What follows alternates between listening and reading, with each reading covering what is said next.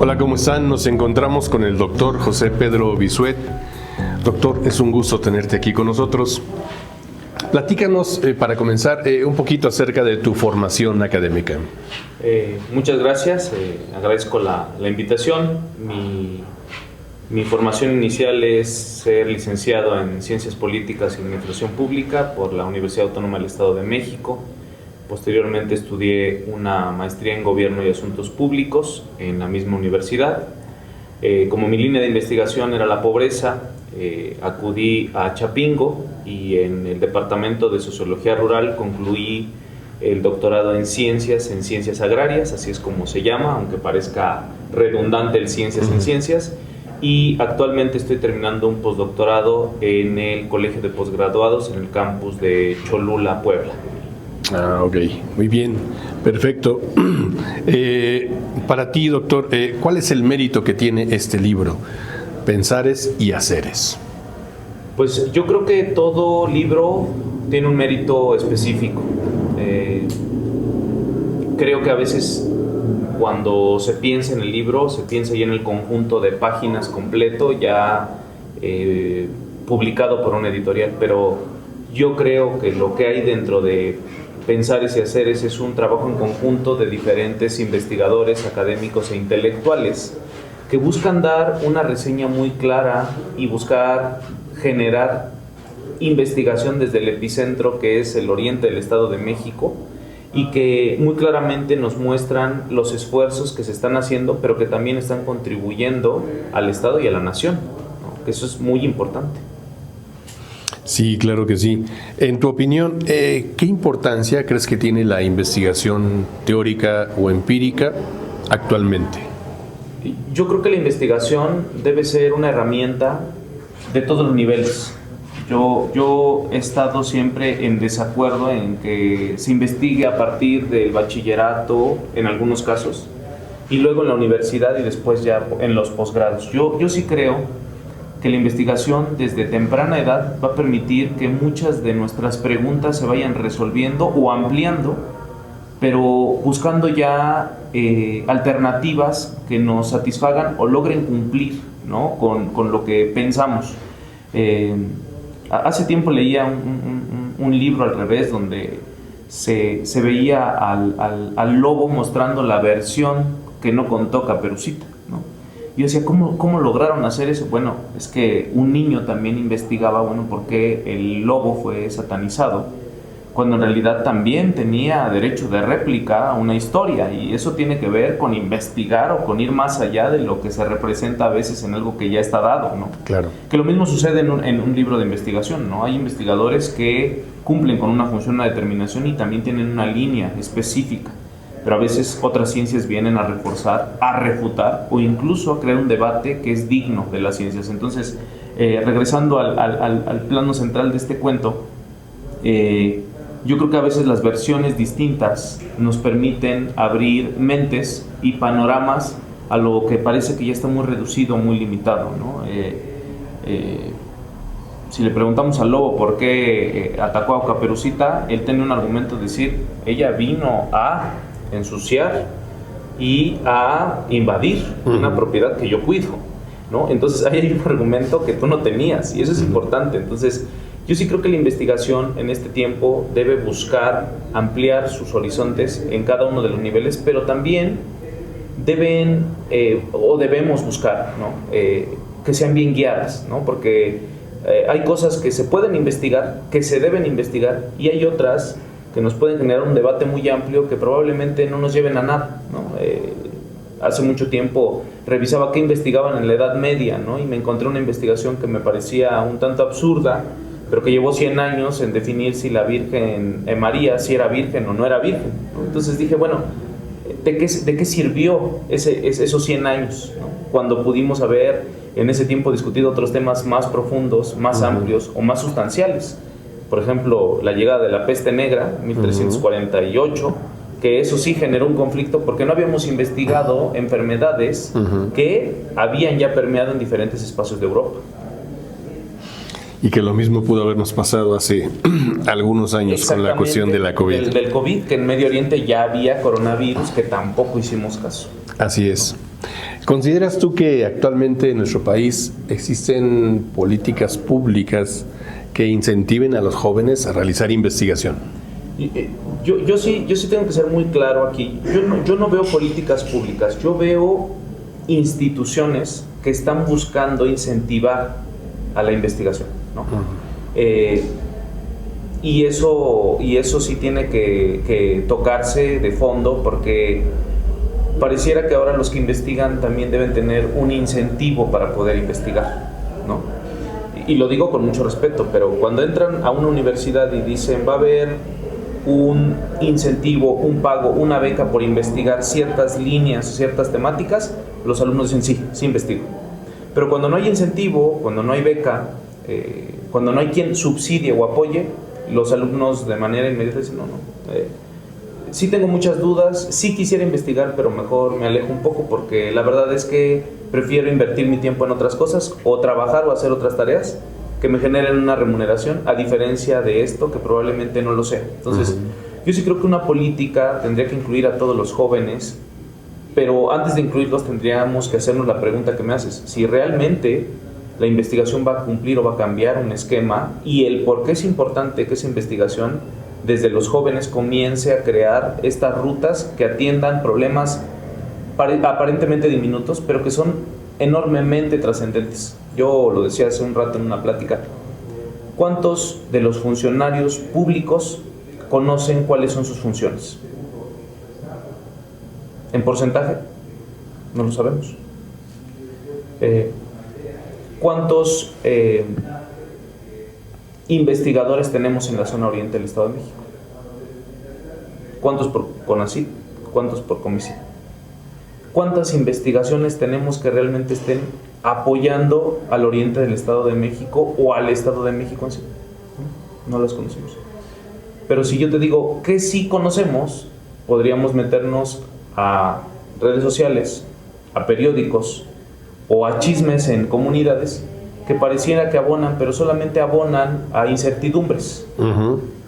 Y lo que tenemos que hacer es que una política realmente cimentada permita que la sociedad se entere, pero también se entere de los avances tecnológicos, científicos, y que dan a la ciencia una vida para que este entorno que tenemos se modifique y cambie, ¿no? Entonces, yo sí creo que si no abonamos a eso, solamente estamos abonando a simular que la investigación es importante porque hay un incentivo o hay algo de fondo.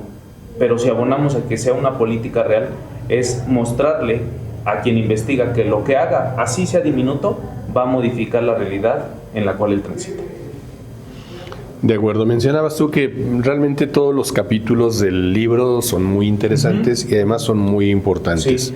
Pero me gustaría que nos comentaras algo acerca en particular de alguno de los capítulos que te haya llamado la atención y por qué. Mira, hubo 3. Uno que puede ser muy controversial para ti, para mí, es el tema del etiquetado de los productos que ahora el mercado ofrece, y que fue en Chile donde inicia esta iniciativa y que después la traemos a México, pero tergiversada, ¿no? O modificada. Y creo que la pregunta aquí es: si el mercado ya nos dice qué no debemos consumir, ya abiertamente y declarado, yo no veo al mercado diciéndonos qué sí debemos consumir, ¿no? O no veo en un supermercado el área de grasa saturada, edulcorantes, azúcares, por un lado, entre muchas otras cosas que podríamos revisar en cada uno de sus productos. Y por otro lado, la parte armónica que dijera: de este lado se encuentran los productos orgánicos, naturales, saludables y cosechados alrededor de esta zona, que permitan que los niños, los jóvenes, los adultos y los ancianos no se enfermen, ¿no? Porque se ha comprobado bajo etiquetas de investigadores que el huevo orgánico de gallina en las mañanas le permite tener la energía suficiente hasta cierto número de horas. Eso sería interesantísimo. Claro. Pero, lo voy a decir abiertamente, en este capitalismo despiadado, ¿no?, devorador, lo que interesa es el consumismo, ¿no? Y no una alternativa para que la sociedad viva y trascienda y logra encontrar una vertiente totalmente ajena. Yo podría poner aquí a dos niños, uno que sea mal alimentado y podría poner uno que sea alimentado de manera adecuada, y la diferencia en pensamiento serían totalmente distintas, porque la alimentación tiene que ver justamente con cómo actuamos y cómo pensamos y qué hacemos. Pero este capítulo me pareció muy interesante. Hay otro que fue más enfocado a las metodologías de la investigación, como tratando de hacer a un lado aquellos que manejan bases de datos, que son ingenieros, que por ejemplo han estudiado algunas cosas pero bajo una condición de prueba y error, y que llega un momento en donde les dice la propia ciencia, ustedes adecúense a lo que hagan, pero todavía no se pueden acercar a las metodologías que nosotros manejamos. Entonces yo sí creo que es una necesidad obligada que también las ingenierías y las ciencias duras se acerquen a las metodologías existentes e incluso poderlas modificar para darle un sentido tal vez híbrido, pero que también logren generar especulaciones distintas y que no solamente se queden en el ramo de decir, bueno, lo que tú haces es trabajar en una computadora, orientar un sistema, establecer cómo quitar un virus, generar una base de datos explícita con 1000 personas y con datos estadísticos, y tú te alejas de nuestras metodologías, ¿no? Al contrario, yo creo que esta aplicación en ello podría generar otro tipo de cosas, ¿no? Y que lo estamos dejando a un lado. Correcto. Que no queremos incluirlos. Y por último, me parece muy interesante el tema del futuro del agua. Yo no recuerdo en mis días de niño que hubiese huachicoleo de agua, ¿no? Lo digo con mucho respeto. Yo no sabía que eso podía existir, pero eso ya sucede ahora en los municipios del Estado de México, y yo creo que en muchos del país, que probablemente todavía no se logra desbordar esto, porque si bien hay que decirlo, a veces los medios prefieren callar, porque no debe ser una nota amarillista todavía en este tiempo, hasta que lleguemos a la catástrofe, que eso es bastante vergonzoso. Pero sí creo que el tema del agua tiene que tratarse en este tiempo y en este momento con mucha claridad, y que sí es necesario el revisar qué es lo que está sucediendo y qué está pasando entre municipios, entre estados y también entre países, porque lo que hizo el presidente de Estados Unidos al llamar a México diciéndole que le debemos agua ya es un tema muy importante de atender, muy prioritario en nuestro país, ¿no? No sea que en el futuro ahora nosotros tengamos que darles agua a ellos, ¿no? Y que nos quedemos con una escasez más grave de la que hoy se avecina, y más en la zona en la que nos toca vivir, ¿no? Sí. 11 millones de personas se encuentran aquí, y todos los días consumimos muchas veces más el agua que podemos devolverle nosotros a los mantos freáticos, ¿no? en esta zona. De acuerdo. En tu opinión, entonces, ¿cuál crees que pudiera ser el impacto que tenga este libro, Pensares y Haceres, en la vida académica y en la sociedad? Su impacto de este libro. Yo creo que el impacto es que nos muestra un estudio multidisciplinario, ¿no?